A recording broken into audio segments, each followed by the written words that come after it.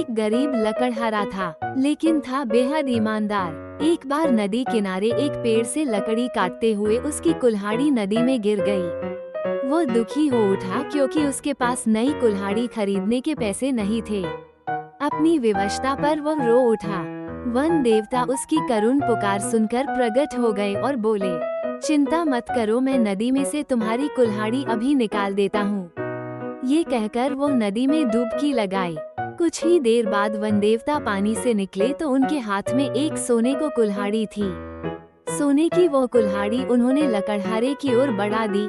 लकड़हारे ने कहा, नहीं नहीं, यह मेरी कुल्हाड़ी नहीं है, मैं इसे नहीं ले सकता, मेरी कुल्हाड़ी ऐसी नहीं थी।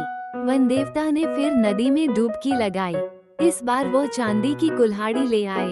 लकड़हारे ने कहा, नहीं नहीं देव, ये भी मेरी कुल्हाड़ी नहीं है।